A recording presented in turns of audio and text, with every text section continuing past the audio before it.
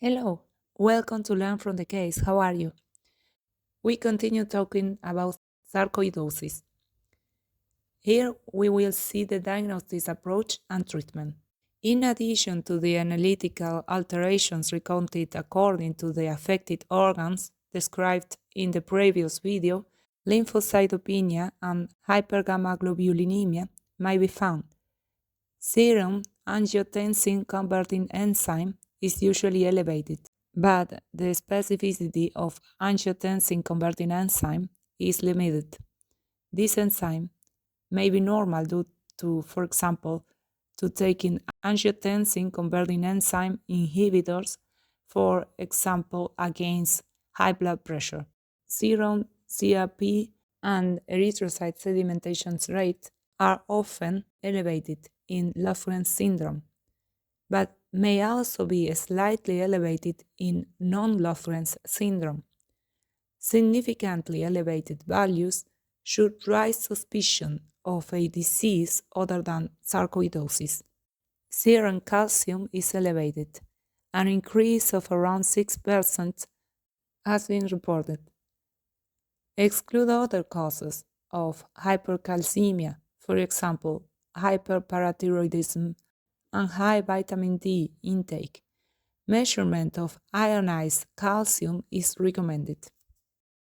Serum immunoglobulins, above all immunoglobulins G, is usually elevated. Rheuma factor and ANA antibodies may be slightly elevated. Serum creatinine may be elevated in cases of kidney involvement, as well as in hypercalcemia with secondary kidney involvement. Urinary calcium daily amount can be elevated in some, thought to predispose to kidney stones and kidney failure. It is recommended to check HLA class II typing to help evaluate the prognosis and course of the disease.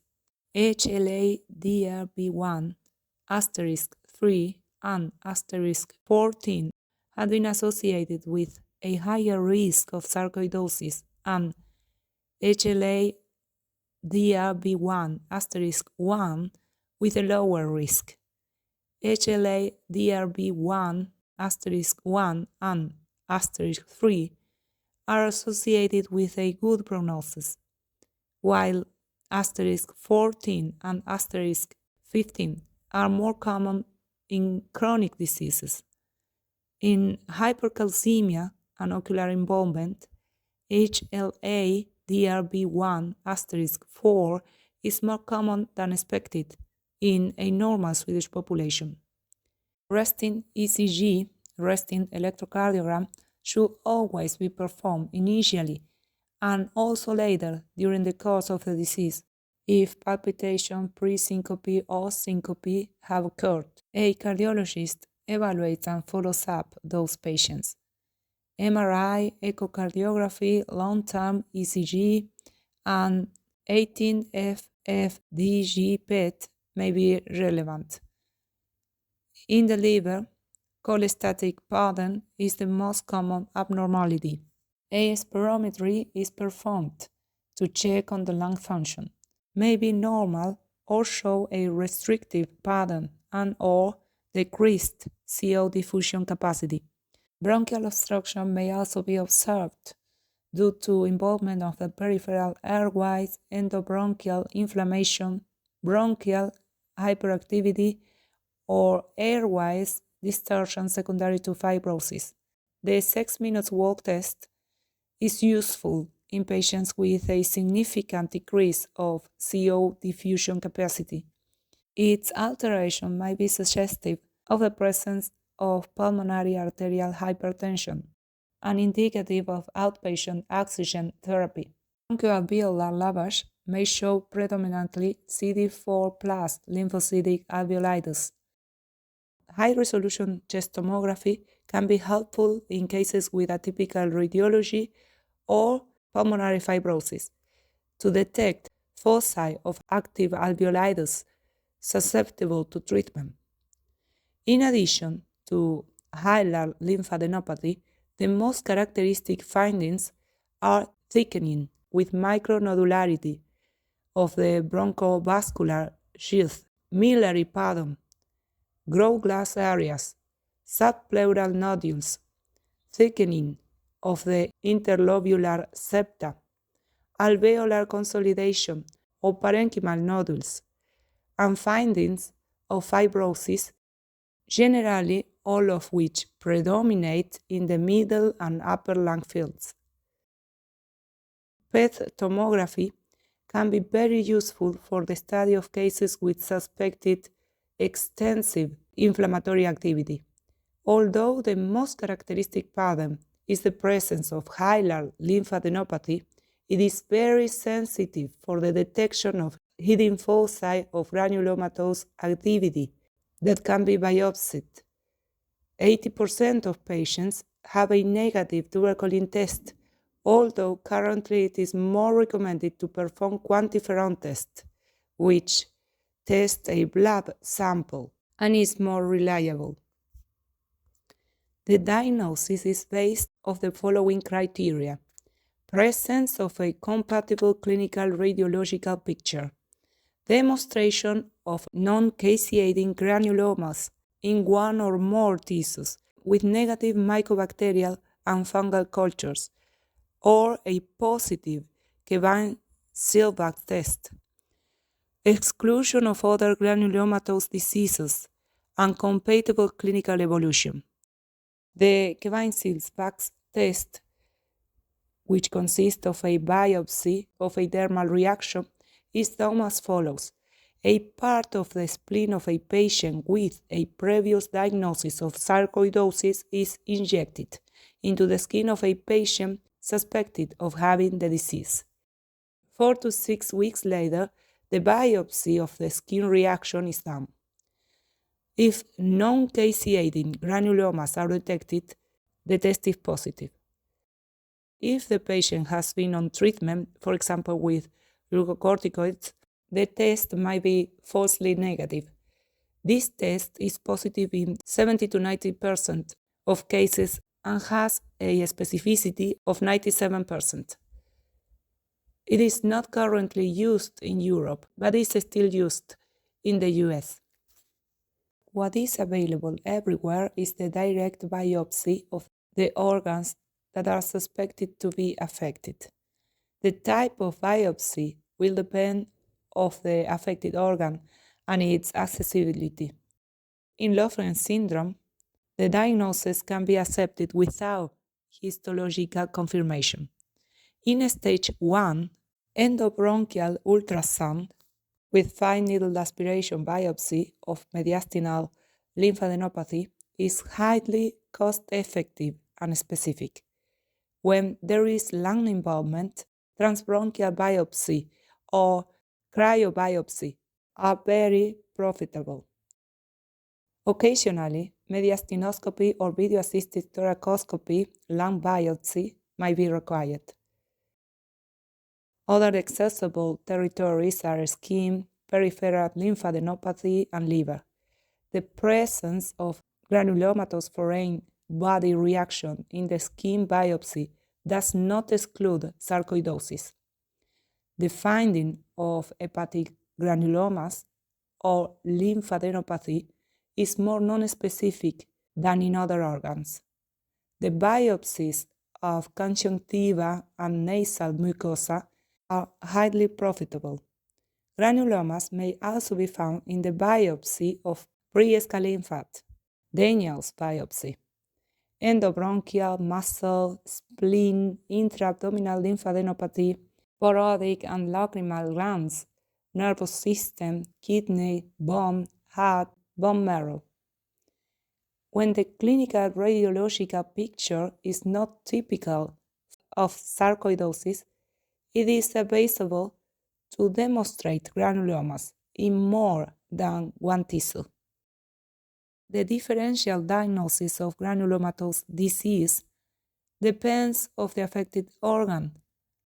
Intrathoracic sarcoidosis mainly includes hyalomediastinal lymphadenopathy, tuberculosis, lymphoma, metastasis, silicosis, and diseases that can produce pulmonary interstitial pattern, tuberculosis, neoplasms, metastasis, pneumoconiosis, extrinsic allergic alveolitis, and idiopathic diffuse interstitial diseases.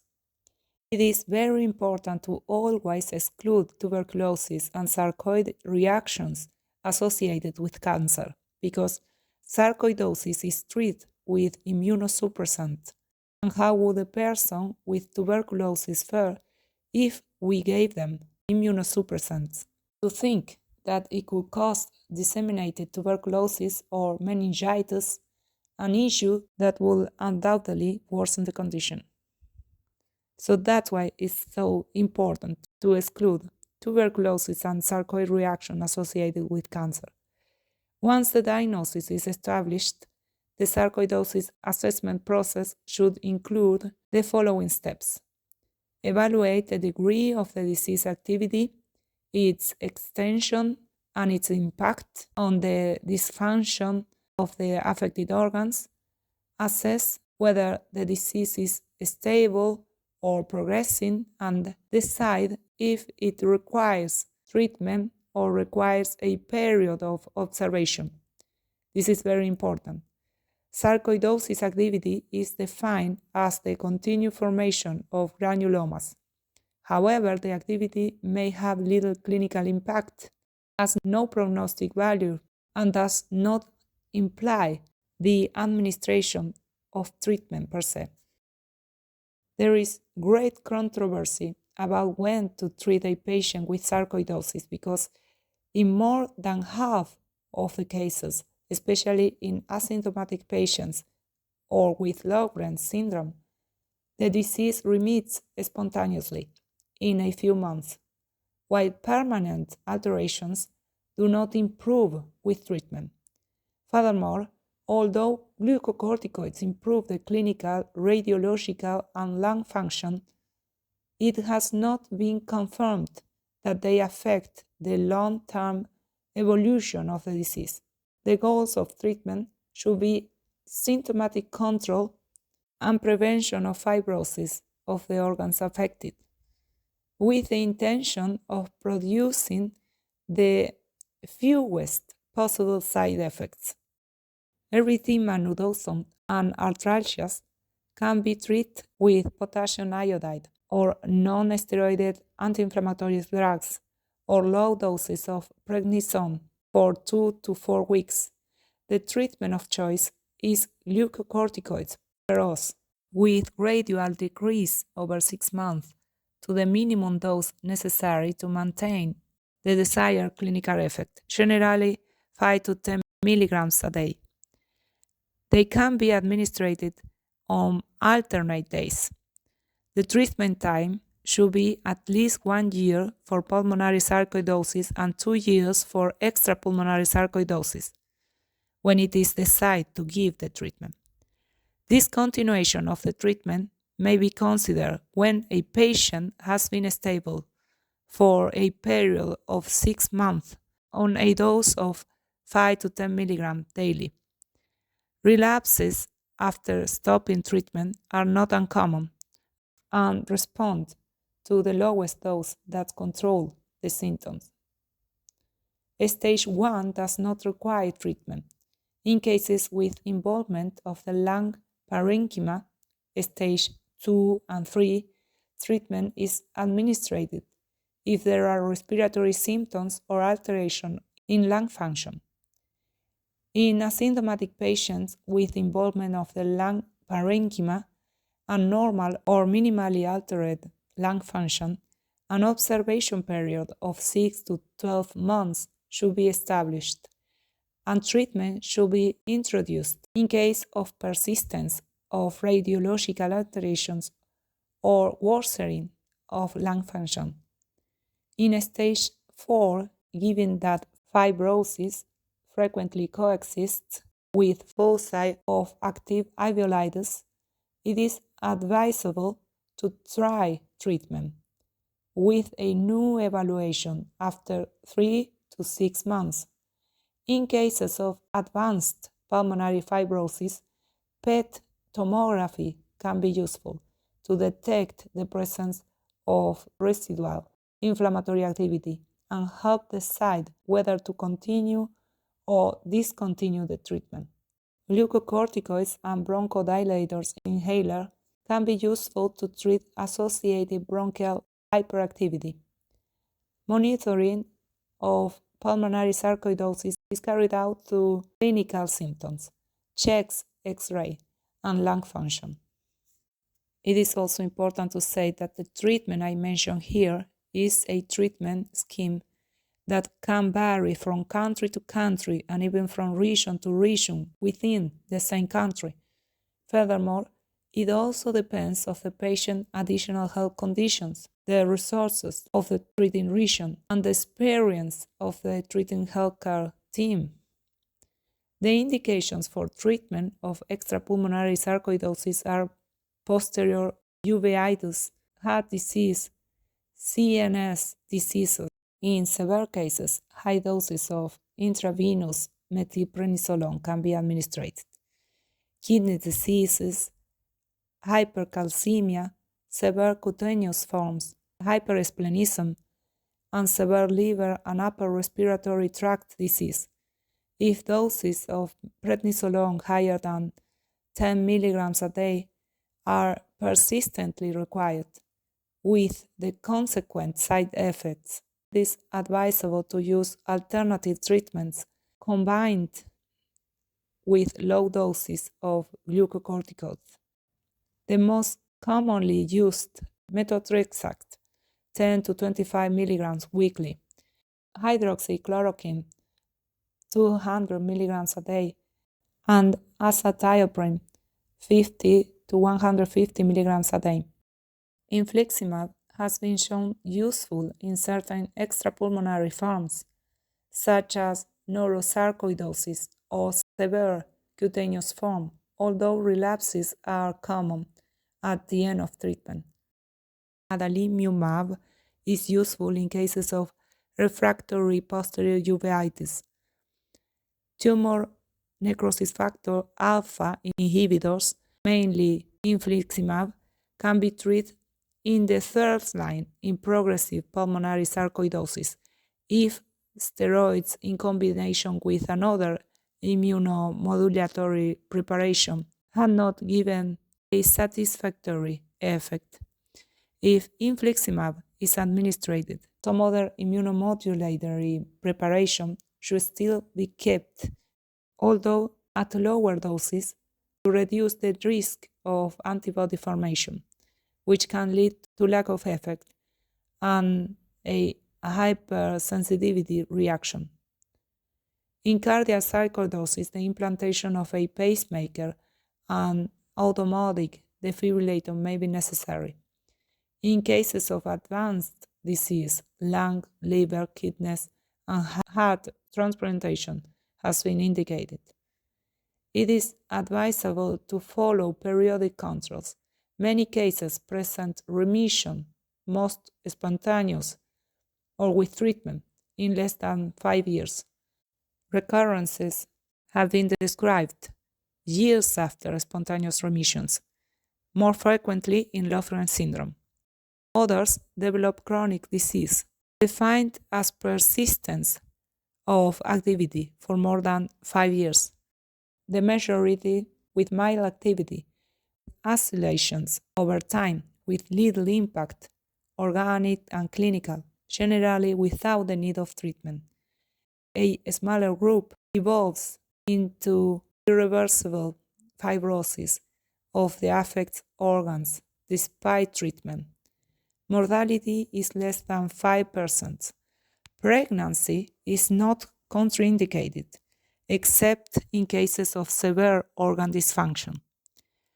Let us remember that pregnancy itself is a state that lowers the immune reaction, which can be good in case of sarcoidosis.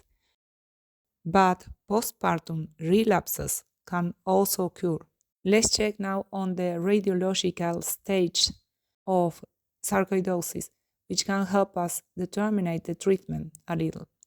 But this is a classification based on chest X-ray Although high-resolution chest tomography can sometimes suggest a different stage, it is not necessary to change the classification criteria, since this examination is indicated in a limited number of patients. Stage 3 is subdivided into a group, stage 4, that includes cases with advanced pulmonary fibrosis, hilar retraction, honeycombing, bullae, emphysema, and pulmonary hypertension, with 0% resolution. Stage 0, normal chest X-ray, is less than 10%. Stage 1, bilateral hilar and or right paratracheal adenopathy, without pulmonary infiltrates, 50%, with resolution 65% approximately. Less than 10% progress to lung parenchymal disease. Stage 2, bilateral hilar adenopathy with pulmonary infiltrates, 30%. Stage 3, pulmonary infiltrates without hilar adenopathy. Check the picture for the whole information. And with this last part, I say goodbye today. As always, you're welcome to leave me your comments or questions. Thank you for the attention and be very, very well.